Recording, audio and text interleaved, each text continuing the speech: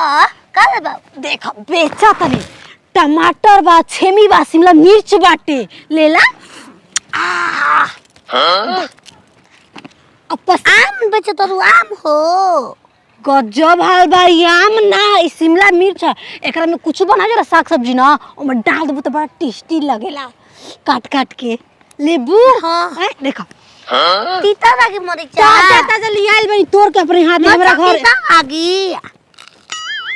मजा ई मरीचा अच्छी न रो आय ई छेमी और मटर एकरा के निकाल के सब्जी में डाल दम भूज भाज के इतना टेस्टी लगेला खाए में ना काम बताई हम ना खाइबो निक ना के नीक लग जहर हटे ओ की हो से खाइबे बहिलवा उ खूब मजल बारू आ ए बहन देखो हमारा के दत को के चंपरास खा मर खा लाल पर पिया बढ़िया लागी लाल पर के ह तब का लाल पर के ह हां आई हो मैं तू को पिए लुका तब का सिगले तू ना सेड़ी पंगेड़ी के बीच में हम पड़ गई कब नहीं निकला ले आई शिमला मिर्च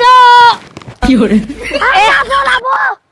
मगा बना चाहती है पॉपुलेशन हम ना करवाई दत का साहेब हां चोरावत का हो देख रे बारू की हो रे हई मर शिमला मिर्च बा कैसे चोराइला हुआ ला शर्म नहीं करेगा तो मैं घरे फरल बा मैं घरे फरल बा जा हम तो से पूछो त नहीं कैसे मर कैसे कोई के पता कैसे कोई मजा बारू की हो रे लेकिन अरे चिनारी हमर दे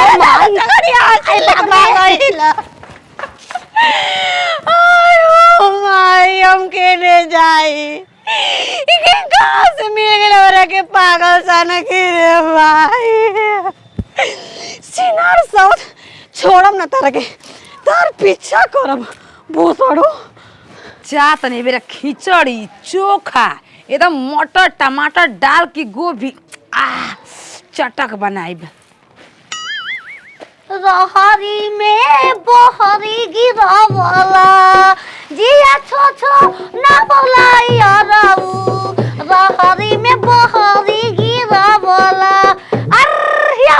ओए कुत कुत कुत कुत कुत कुत लका लका लका लका छिनरवा गलु मकड़िया मार के निकाले ले बिया रे बाबू ई कुल कहवा से है शिमला मिर्च टमाटर मटर हमारा पता नहीं के करा खेत में रे बाजार में के करा खेत में डाका डाली रे बाजार हराम में जदिया लूट पनैया से तिहा के है सब बक लूट पर मिली नहीं गाय आए तो खाए खाते हम गया के सिंगे तोड़ के लूट पनैया लेके आइल बानी तना बाहुबली हो तो कोकर सिंह तोड़ देल हराम जाती अमरूद रानी सब अमरूद अमरूद ह शिमला मिर्च महंगा मिलले 100 रुपया किलो ले कम ना हो गया मीठा लागी सास माई अरे एकर चॉप बनेला एक चार गो गार बा चरगरिया बा की करा दुकान पर ननमा की ओय हो माई लाला नमा हो मोटका के दुकानिया पर हां ए भर गमला में भर ले जो कर देखिया हम चोरी के धन हम ना खाई ना ए दादा हां उनतिया सब कोई देखते ना बा वो दिन धारे लूट के लाल बन तो अरे छु नरिया ई बता के को दुकान में डाका डाल के लिया दे हम खा लेही तू ना हम खाए ना बड़ा चोटीन हो गइले भाई रानी हम किनले बानी रे मटर आजकल सस्ता बा हम किनले बन चलो खिचड़ी बनाते दिया हो ले जा आ रहा भोज हम आ रहा आहारा कहला आहारा बुझ के का करबी एकरे के हम भूजब अनि क्या के नु मछरा संग खाई का करबी रहा भूजतलू अबे खेत में फुलाइल ना चना घर तो हो रहा बुझाई लागल चना हो मतलब लावा ले जा चोरी के धन ना खाइला पाप परेला ठीक मुरलिया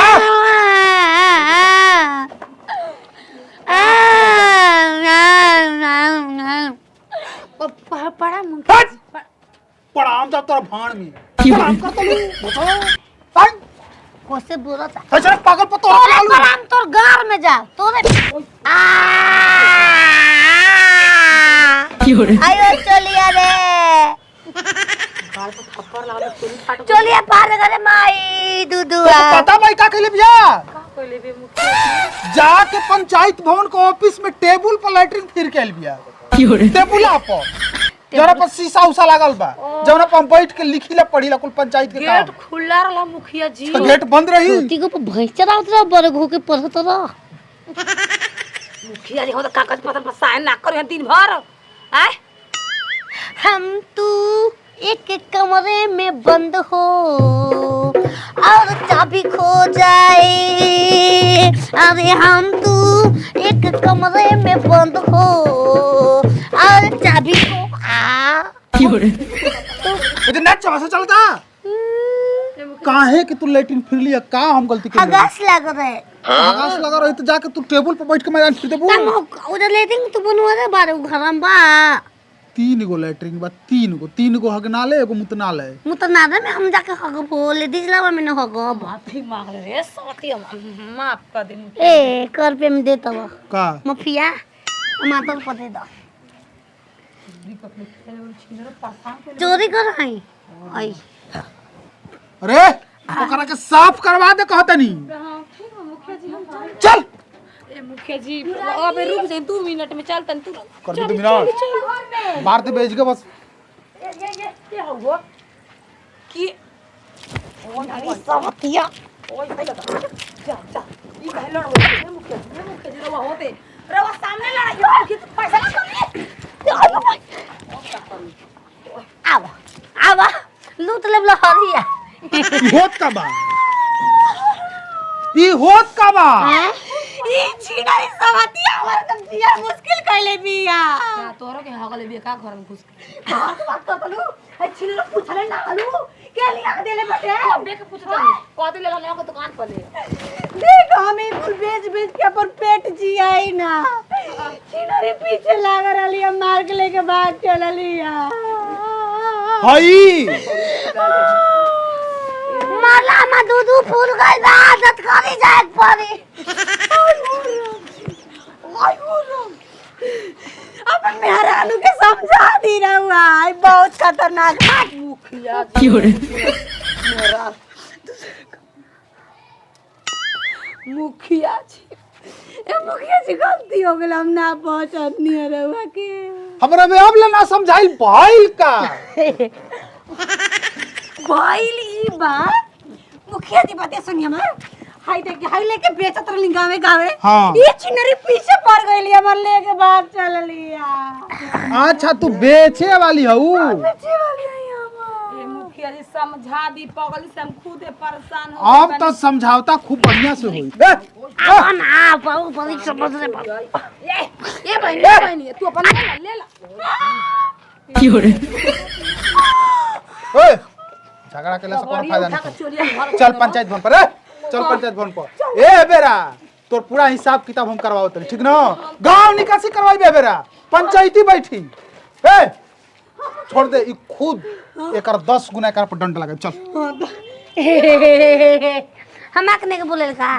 तो चोरी कर तू हगल तू दंड हमरा देवे के पड़ी अब हम का करी तो बड़का तन तो ले जा बर होई तो तारा के माफे बा दंड बने डांटा ना असूल करे मुखे जे हमके मार के खा तो तू मुद मराई के हम सनी घर में